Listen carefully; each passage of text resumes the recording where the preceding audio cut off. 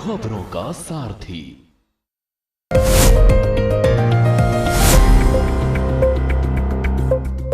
नमस्कार, हमारे खास कार्यक्रम स्पेशल रिपोर्ट में आप सभी का स्वागत है। मैं हूं आपके साथ गरिमा वाजपेयी। पेश हैं देश विदेश की कुछ खास खबरें। आज हम सबसे पहले बात करेंगे वंदे मातरम के 150 साल पूरे होने पर देश भर में मनाए जा रहे उत्सव की। वंदे मातरम के सफरनामों पर हम विस्तार से बात करेंगे। तो वहीं बिहार विधानसभा चुनाव के पहले चरण में जोरदार मतदान और इसके मायनों के संकेत पर भी हम अपनी खास रिपोर्ट दिखाएंगे। और चलते चलते बात जन सुरक्षा के तहत आवारा पशुओं को सड़कों से हटाने संबंधी सुप्रीम कोर्ट के निर्देशों की होगी। तो चलिए अब खबरों में चलते हैं विस्तार से।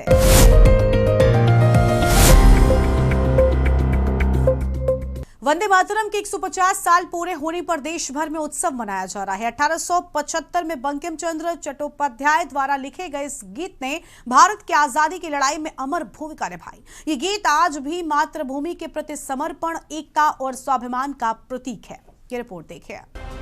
वंदे मातरम गीत का इतिहास, रचयिता बंकिम चंद्र चट्टोपाध्याय, रचनाकार 7 नवंबर 1875।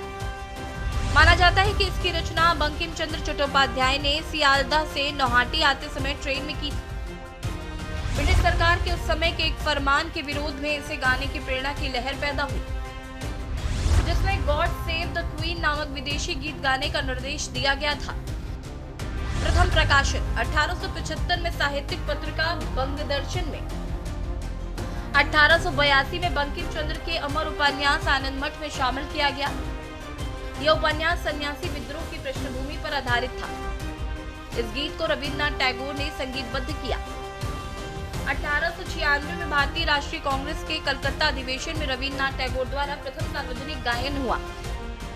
7 अगस्त 1905 को इसे पहली बार राजनीतिक नारे के रूप में इस्तेमाल किया गया, जब बंगाल विभाजन के विरोध में लोग सड़कों पर उतरे थे।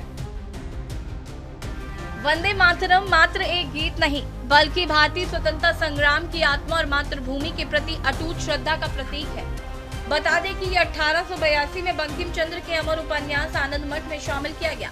ये उपन्यास सन्यासी विद्रोह की पृष्ठभूमि पर आधारित था। आपको बता दें कि इस गीत को रविन्द्रनाथ टैगोर ने संगीतबद्ध किया था और 1896 में भारतीय राष्ट्रीय कांग्रेस के कलकत्ता अधिवेशन में रविन्द्रनाथ टैगोर द्वारा किया गया। बंगाल विभाजन के विरोध में स्वदेशी और बहिष्कार आंदोलन के दौरान यह गीत और नारा वंदे मातरम भारतीय राष्ट्रवाद की मुखर अभिव्यक्ति बन गया है। बाद में देश के हर कोने में एकता और प्रतिरोध का प्रतीक बना। वहीं ब्रिटिश प्रशासन ने इसकी बढ़ती लोकप्रियता से घबराकर इस पर प्रतिबंध लगाने के कठोर प्रयास किए थे। 7 नवंबर 1875 को बंकिम चंद्र चट्टोपाध्याय द्वारा लिखी गई यह रचना भारतीय स्वतंत्रता आंदोलन की आत्मा बन गई थी। ये गीत केवल एक कविता नहीं, बल्कि भारत की एकता, त्याग और मातृभूमि के प्रति अटूट श्रद्धा का प्रतीक है। इसी गीत ने आजादी के संघर्ष में लाखों देशवासियों को नई ऊर्जा दी थी। कौन थे बंकिम चंद्र चट्टोपाध्याय? बंकिम चंद्र चट्टोपाध्याय बंगाल के महान साहित्यकार और विचारक थे। उन्होंने दुर्गेश नंदिनी, कपाल कुंडला, देवी चौधरानी जैसी रचनाओं के माध्यम से समाज में स्वाभिमान और राष्ट्र प्रेम का भाव जगाया। वंदे मातरम के जरिए उन्होंने भारतीय जनमानस को ये सिखाया कि मातृभूमि ही सर्वोच्च देवी है। उनका ये गीत आधुनिक भारत के राष्ट्रवाद की वैचारिक नींव बन गया है। आपको बता दें कि उपन्यास आनंद मठ में सन्यासियों का एक समूह मां भारती की सेवा को अपना धर्म मानता है। उनके लिए वंदे मातरम केवल गीत नहीं, बल्कि पूजा का प्रतीक है। उपन्यास में मां की 3 मूर्तियां भारत के 3 स्वरूपों को दर्शाती हैं। अतीत की गौरवशाली माता, वर्तमान की पीड़ित माता और भविष्य की पुनर्जीवित माता। इस पर अरविंदो ने लिखा है कि यह मां भीख का कटोरा नहीं, बल्कि 70 करोड़ हाथों में तलवार लिए भारत माता है। आपको बता दें कि 1905 के स्वदेशी आंदोलन में ये गीत आजादी का नारा बन गया। कोलकाता से लेकर लाहौर तक लोग सड़कों पर वंदे मातरम के जयघोष से ब्रिटिश शासन को चुनौती देने लगे। बंगाल में वंदे मातरम एक समाज बना। इसमें रविन्द्रनाथ टैगोर जैसे नेता भी शामिल हुए। ब्रिटिश सरकार ने जब स्कूलों और कॉलेजों में इस गीत पर रोक लगाई तो विद्यार्थियों ने गिरफ्तारी और दंड की परवाह किए बिना इसे गाना जारी रखा। यही वो दौर था जब वंदे मातरम हर भारतीय के दिल की आवाज बन गया। बताया जा रहा है कि साल 1907 में जर्मनी के स्टुटगार्ट में जब पहली बार भारत का तिरंगा फहराया गया तो उस पर वंदे मातरम लिखा था। उस दौर में विदेशों में रहने वाली भारतीयों ने भी इसे स्वतंत्रता का संदेश मानकर अपनाया। इन दिनों ये गीत हर उस भारतवासी के दिल में बस गया था जो भारत को गुलामी की बेड़ियों से आजाद कराना चाहते थे। आपको बता दें कि इस वर्ष केंद्र सरकार पूरे भारत में वंदे मातरम के 150 वर्ष पूरे होने का उत्सव मना रही है। शुक्रवार को दिल्ली के इंदिरा गांधी स्टेडियम में राष्ट्रीय स्तर का उद्घाटन समारोह हुआ। पीएम नरेंद्र मोदी ने राष्ट्रगीत वंदे मातरम के 150 साल पूरे होने पर इस स्मरणोत्सव की शुरुआत की है। उन्होंने कहा कि 1937 में वंदे मातरम के महत्वपूर्ण पदों के से अलग कर दिया गया था। इस गीत की आत्मा को इससे अलग कर दिया गया था। वहीं देश भर में 7 नवंबर को जिला और तहसील स्तर तक विशेष आयोजन शुरू हुए हैं। इस अवसर पर डाक टिकट, स्मारक सिक्का और वंदे मातरम का आधारित प्रदर्शनी भी जारी की गई। साथियों, वंदे मातरम से जुड़ा एक और विषय है जिसकी चर्चा करना उतना ही आवश्यक है। आजादी की लड़ाई में वंदे मातरम की भावना ने पूरे राष्ट्र को प्रकाशित किया था, लेकिन दुर्भाग्य से 1937 में वंदे मातरम के महत्वपूर्ण पदों को, उसकी आत्मा के एक हिस्से को अलग कर दिया गया था। वंदे मातरम को तोड़ दिया गया था, उसके टुकड़े किए गए थे। वंदे मातरम के इस विभाजन ने देश के विभाजन के बीज भी बो दिए थे। राष्ट्र निर्माण का ये महामंत्र, इसके साथ ये अन्याय क्यों हुआ, ये आज की पीढ़ी को भी जानना जरूरी है, क्योंकि वही विभाजनकारी सोच देश के लिए आज भी चुनौती बनी हुई है। मैं भारत माता की सेवा और सम्मान के लिए संकल्प लेता हूं कि अपने दैनिक जीवन में ज्यादा से ज्यादा भारतीय उत्पादों का उपयोग करूंगा और विदेशी वस्तुओं की जगह भारतीय विकल्प अपनाऊंगा। घर काम और समाज में भारतीय उत्पादों को प्राथमिकता दूंगा और गांव, किसान तथा कारीगरों का समर्थन कर स्थानीय उद्योगों को बढ़ावा दूंगा। युवाओं और बच्चों को स्वदेशी अपनाने के लिए प्रेरित कर नई पीढ़ी इसका महत्व उस तक पहुंचाऊंगा। पारिवारिक और सामाजिक जीवन में भारतीय भाषाओं का उपयोग करूंगा। मुख्यमंत्री योगी आदित्यनाथ ने राष्ट्रीय गीत वंदे मातरम के 150 वर्ष पूरे होने पर लोक भवन लखनऊ में आयोजित कार्यक्रम में संबोधित किया। इस अवसर पर सामूहिक रूप से वंदे मातरम का गायन हुआ। स्वदेशी अपनाने का संकल्प लिया गया। कार्यक्रम में प्रधानमंत्री नरेंद्र मोदी की उपस्थिति में केंद्रीय संस्कृति मंत्रालय द्वारा आयोजित मुख्य समारोह का लाइव प्रसारण भी दिखाया गया। सीएम योगी ने राष्ट्रीय गीत के रचयिता बंकिम चंद्र चट्टोपाध्याय को नमन किया और प्रदर्शनी का अवलोकन किया। सीएम योगी ने कहा कि आज का दिन बेहद महत्वपूर्ण है। वंदे मातरम भारत की आजादी का अमर मंत्र बन गया था। स्वतंत्रता संग्राम के दौरान विदेशी हुकूमत की यातनाओं की परवाह न करते हुए हर नागरिक, सेनानी और क्रांतिकारी इस गीत के साथ जुड़कर सामूहिक चेतना जागृत कर रहा था। गांव नगरों में प्रभात फेरियों के माध्यम से ये गीत को पूरे देश में एकजुटता का संदेश दिया। विदेशी हुकूमत ने 1905 में बंग भंग के माध्यम से भारत की भुजाओं को काटने का दुस्साहसिक निर्णय लिया था।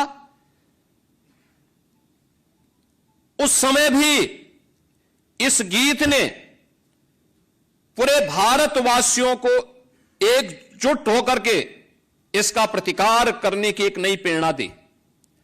आपने देखा होगा उसके बाद के कालखंड में लगातार कोई भी क्रांतिकारी फांसी के फंदे को चूम रहा है, लेकिन उसके मुंह से एक ही मंत्र निकलता है, वह वंदे मातरम का। भारत की आजादी के आंदोलन के दौरान हम इस बात को देखते हैं कि जब भी कोई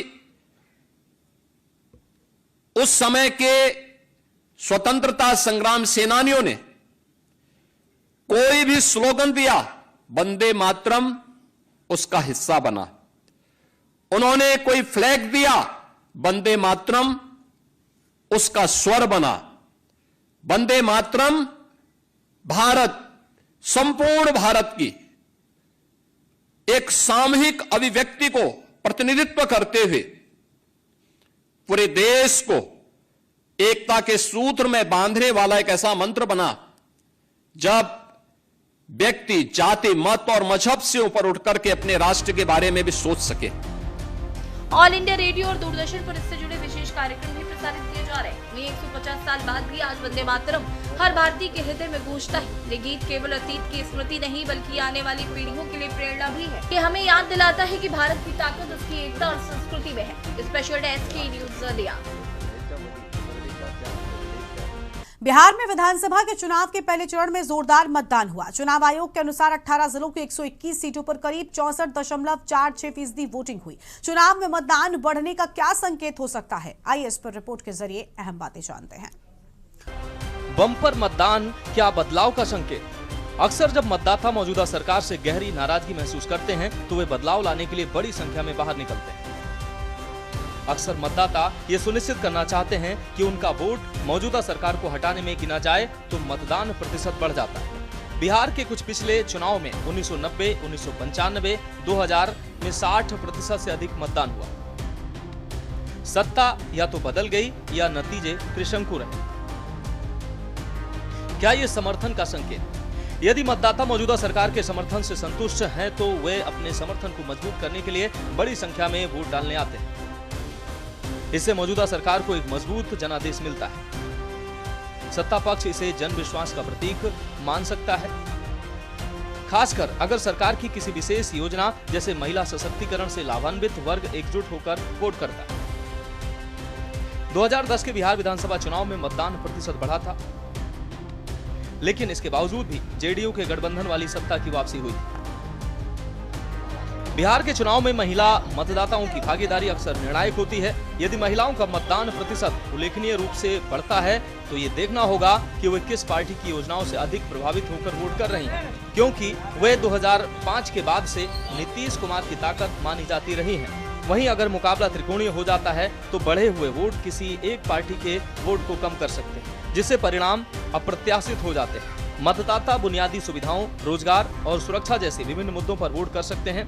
बहरहाल बढ़े हुए मतदान का मतलब अत्यधिक सक्रियता और लोकतंत्र में जनता के बढ़ते विश्वास का होना है। ये दर्शाता है कि लोग राजनीति से उदासीन नहीं हैं। हालांकि इसका परिणाम बदलाव होगा या समर्थन, ये जानने के लिए वोटों के पैटर्न और मतगणना का इंतजार करना होगा। हालांकि दोनों प्रमुख गठबंधन एनडीए और महागठबंधन बढ़े हुए मतदान को अपनी अपनी जीत का दावा मानते हैं। आमतौर पर माना जाता है कि जब चुनाव में मतदान बढ़ जाए तो ये सत्ताधारी पार्टी के खिलाफ होता है। माना जाता है कि ज्यादा वोटिंग का मतलब एंटी इनकम्बेंसी फैक्टर हावी है, यानी सत्ता में मौजूदा पार्टी से नाराजगी के कारण ज्यादा वोट डाले गए।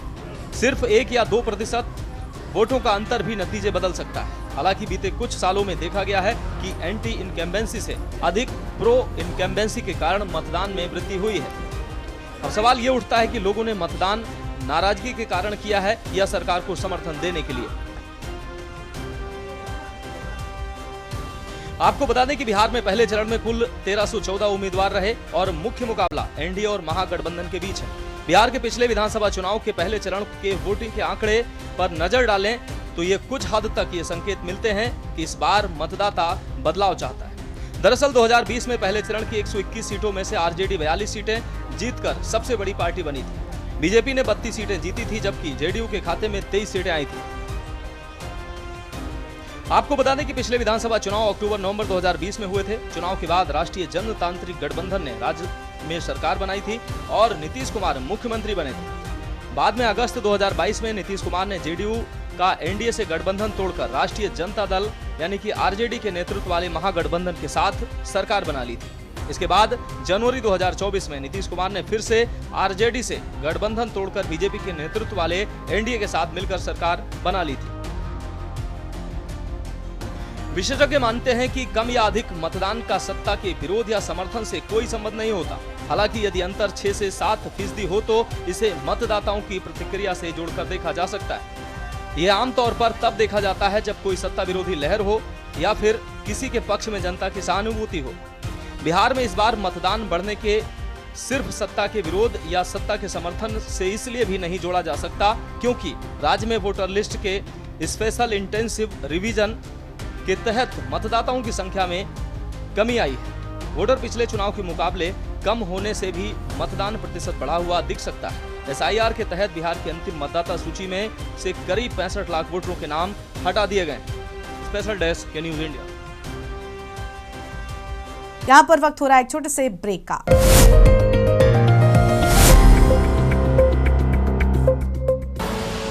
आप देख रहे हैं के न्यूज खबरों। सुप्रीम कोर्ट ने आवारा कुत्तों के मामले में सुनवाई करते हुए सभी राज्यों और केंद्र शासित प्रदेशों को अहम निर्देश जारी किया है। कोर्ट ने कहा कि सभी आवारा पशुओं को सड़कों, राज्य के हाईवे और राष्ट्रीय राजमार्गों से हटाया जाए। सर्वोच्च न्यायालय ने इसे लेकर राज्य के साथ साथ राष्ट्रीय राजमार्ग प्राधिकरण और नगर पालिकाओं को भी निर्देश जारी किए हैं। ये रिपोर्ट देखिए। सुप्रीम कोर्ट के आदेश की बड़ी बातें। सभी नेशनल हाईवे पर आवारा पशुओं की मौजूदगी की सूचना देने के लिए हेल्पलाइन नंबर होंगे। सभी राज्यों के मुख्य सचिव निर्देशों का सख्ती से पालन करवाएंगे। स्टेटस रिपोर्ट और हलफनामा 3 हफ्ते में दायर किया जाए। राज्य सरकारें और UT 2 हफ्ते में ऐसी सरकारी और निजी स्कूल, कॉलेज, अस्पतालों की पहचान करेंगी जहां आवारा जानवर और कुत्ते घूमते हैं। उनकी एंट्री रोकने के लिए कैंपस में बाड़ लगाई जाएगी। रखरखाव के लिए एक नोडल अधिकारी नियुक्त होगा। नगर निगम, नगर पालिका और पंचायत हर 3 महीने में कम से कम एक बार स्कूल, कॉलेज, अस्पताल, कैंपस की जांच करें। पकड़े गए आवारा कुत्तों को उसी जगह पर वापस नहीं छोड़ा जाएगा जहां से उन्हें उठाया गया था। सुप्रीम कोर्ट ने आवारा कुत्तों से जुड़े एक मामले में कहा कि राजस्थान हाईकोर्ट का फैसला पूरे देश में लागू होगा। सभी स्टेट और नेशनल हाईवे से आवारा पशु हटाए जाए। आवारा कुत्तों से निपटने के लिए अस्पतालों, स्कूलों और कॉलेज कैंपस में बाड़ लगाए। इस मामले में जस्टिस विक्रमनाथ, जस्टिस संदीप मेहता और जस्टिस NV अंजारिया की बेंच में सुनवाई हुई। आपको बता दें कि सुप्रीम कोर्ट ने कहा कि सभी राज्यों के मुख्य सचिव इन निर्देशों का सख्ती से पालन करवाएंगे। स्टेटस रिपोर्ट और हलफनामा 3 हफ्ते में दायर किया जाए। इस मामले में अगली सुनवाई अब 13 जनवरी को होगी। आपको बता दें कि 3 महीने पहले राजस्थान हाईकोर्ट ने जिम्मेदार सरकारी एजेंसियों को सड़क से आवारा जानवरों को हटाने का आदेश दिया था। उन्होंने कहा था कि कार्रवाई को प्रभावित करने वालों के खिलाफ FIR भी होगी। इस प्रकार दुर्घटनाओं का कारण बनते आवारा पशु। आमतौर पर दुर्घटना तब होती है जब कोई वाहन सीधे आवारा पशु से टकरा जाता है। हाई स्पीड टक्करें अक्सर गंभीर चोट या मौत का कारण बनती हैं। पशु से बचने की कोशिश में चालक अचानक ब्रेक लगाते हैं। अचानक चालकों की दिशा बदलते हैं जिससे पीछे से आ रहे अन्य वाहनों से टक्कर या वाहन के नियंत्रण खोने की घटना होती है। 2 पहिया वाहन चालकों के लिए नियंत्रण खोने का खतरा सबसे अधिक होता है। भारी वाहनों की जरा सी टक्कर भी 2 पहिया वाहन चालकों को सड़क पर गिरा देती है जिससे सिर या रीढ़ की हड्डी में घातक चोटें आ जाती हैं। पशु अचानक सड़क पार करने लगते हैं या वाहनों की रोशनी देखकर चौंक जाते हैं जिससे उनका व्यवहार अप्रत्याशित हो जाता है और दुर्घटना का खतरा बढ़ जाता है। अक्सर आवारा कुत्तों के कारण भी दुर्घटनाएं होती हैं। क्या कहते हैं आंकड़े? सड़कों पर आवारा पशुओं की वजह से देश में होने वाली दुर्घटनाओं के आंकड़े चिंताजनक है। NCRB की रिपोर्ट के अनुसार आवारा जानवरों के कारण होने वाले हमलों या दुर्घटनाओं में हर साल सैकड़ों लोगों की जान चली जाती है। पिछले कुछ वर्षों में आवारा जानवरों से जुड़ी घटनाओं में मरने वालों की संख्या 1250 से 1500 प्रति वर्ष के बीच रही। 2022 आवारा जानवरों के कारण 1510 लोगों की जान गई। 2021 आवारा जानवरों के कारण 1264 लोगों की जान गई। 2020 आवारा जानवरों के कारण 1305 लोगों की जान गई। ओडिशा में 2022-24 में आवारा पशु को टकराने के कारण हुई 17,348 सड़क दुर्घटनाओं में 1,601 लोगों की मौत हुई है। हरियाणा में 2018-22 में आवारा मवेशियों के कारण हुई दुर्घटनाओं में 900 से अधिक लोगों की जान गई। इस दौरान 3,383 ऐसी सड़क दुर्घटनाएं हुई जिनमें 919 लोगों की मौत हुई और 3,017 लोग घायल हुए। बता दें कि आवारा पशु सड़कों और हाईवे पर अचानक सामने आने से यातायात को बाधित करने और कोहरे व रात में दृश्यता कम होने के कारण दुर्घटनाओं का कारण बनते हैं। ये पशु अक्सर व्यस्त सड़कों पर जमा हो जाते हैं जिससे अचानक ब्रेक लगाने या रास्ता बदलने की स्थिति उत्पन्न होती है जो बाइक सवारों और अन्य वाहन चालकों के लिए गंभीर खतरा पैदा करती है। वहीं आवारा कुत्तों के कारण भी कई दुर्घटनाएं होती हैं, खासकर शाम के समय जिसमें जान माल दोनों को नुकसान होता है। आपको बता दें कि ये पशु अक्सर झुंड में घूमते हैं। सड़क पर पशुओं के पूरे झुंड को देखकर यातायात पूरी तरह से बाधित हो जाता है और वाहनों के टकराने का खतरा बढ़ जाता है। बता दें कि शहर और आसपास के क्षेत्रों में जिम्मेदार अधिकारी आवारा मवेशियों की रोकथाम करने में नाकाम है। यही वजह है कि बीच सड़क पर इनका कब्जा आम हो चला है। देखकर ऐसा लगता है कि मानो इनकी बाढ़ सी आ गई है। इसके कारण यातायात बाधित हो रहा है। मुख्य मार्गों पर मवेशियों के जमघट में दुर्घटनाओं की आशंका तो बनी ही रहती है। साथ ही आए दिन आवारा मवेशी वाहनों की चपेट में आकर घायल हो रहे हैं। इसके अलावा गली मोहल्ले में तो हालत और भी खराब है। गली मोहल्ले में आवारा मवेशियों के जमघट नन्हे मुन्ने बच्चे भयभीत रहते हैं और कई बार भूख प्यास से व्याकुल मवेशी रहवासियों पर भी हमला कर देते हैं। नगर निगम समय समय पर आवारा मवेशियों के लिए इंतजाम करते हैं, परंतु अब तक किए गए इंतजाम नाकाफी साबित हुए। गली मोहल्ले सहित नगर के मुख्य मार्गों और रेलवे स्टेशन और बस स्टैंड पर भी मवेशियों का जमघट देखा जा सकता है। मवेशियों के मालिक अपना काम निकलने के बाद या मवेशियों का उपयोग न होने पर उन्हें सड़क पर आवारा छोड़ देते हैं, जिससे कई प्रकार की समस्याएं निर्मित हो रही हैं। ग्रामीण क्षेत्रों में मवेशियों को शहर की ओर खदेड़ दिया जाता है, तो इस शहर में मवेशियों को ग्रामीण इलाकों में छोड़ दिया जाता है। ऐसे में पशु आखिर जाए तो जाए कहाँ? वहीं दिन ब दिन ऐसे मवेशियों की संख्या की बढ़ोतरी होती जा रही है। आखिर समस्या की जड़ क्या है? दरअसल कई लोग खासकर दुधारू पशुओं को जब दूध देना बंद कर देते हैं तो उन्हें आवारा छोड़ देते हैं। ये पशु भोजन की तलाश में सड़कों और शहरों की ओर आ जाते हैं। वहीं देखा जाता है कि कई शहरों और राज्यों में हमारा पशुओं को पकड़ने और गौशालाओं में रखने के लिए पर्याप्त व्यवस्था नहीं है। यहाँ मौजूदा गौशालाएं पूरी तरह से भरी हुई है। इसके चलते ये पशु वापस सड़कों पर आ जाते हैं। वहीं पशुओं को सड़कों पर छोड़ने वाले मालिकों पर जुर्माना लगाने या अन्य दंडात्मक कार्रवाई करने वाले कानूनों का प्रभावी ढंग से पालन नहीं होता। क्या है समाधान के प्रयास? पशुओं को गौशालाओं में स्थानांतरित करना, पशु मालिकों पर भारी जुर्माना लगाना, हाईवे पर पशुओं की आवाजाही रोकने के लिए सुरक्षा उपाय करना, आवारा पशुओं की पहचान के लिए चिप लगाना। आवारा पशुओं की सींगों और गर्दन पर रेडियम फ्लोरोसेंट स्ट्रिप्स लगाई जानी चाहिए। रात में ये पट्टियां वाहन की हेडलाइट मरने पर चमकती हैं, जिससे चालकों को दूर से ही पशु दिख जाते हैं और दुर्घटना टाली जा सकती है। राष्ट्रीय और राज्य हाईवे के किनारे पशुओं के प्रवेश को रोकने के लिए सुरक्षा बाड़ लगाने के काम को प्राथमिकता दी जानी चाहिए। हाई रिस्क क्षेत्रों में पशुओं की संभावित उपस्थिति को दर्शाने वाले सावधानी संकेत बोर्ड लगाए जाने चाहिए। आपको बता दें कि नागरिकों को ये समझना होगा कि अनुपयोगी या बूढ़े हो चुके पशुओं को सड़कों पर छोड़ना एक अपराध है। ऐसे पशुओं की सरकारी या निजी आश्रय गृहों में सौंपने की व्यवस्था का उपयोग करें। अपने पालतू पशुओं का अनिवार्य रूप से पंजीकरण कराएं, उन्हें पहचान टैग पहनाएं। खासकर रात के समय या ग्रामीण सड़कों से गुजरते समय वाहन की गति धीमी रखें और सड़क पर बैठे या घूमते पशुओं के लिए सतर्क रहें। वहीं सड़कों पर आवारा पशुओं के झुंड का स्थानीय नगर निगम या टोल फ्री हेल्पलाइन पर तुरंत शिकायत दर्ज करें। हालांकि इस समस्या का स्थायी समाधान कानून के डर और सामाजिक जिम्मेदारी की भावना को एक साथ लाकर ही किया जा सकता है। स्पेशल डेस्क के न्यूज़ इंडिया।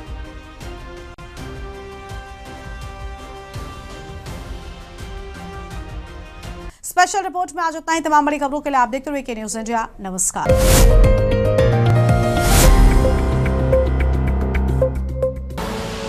आप देख रहे हैं के न्यूज़, खबरों का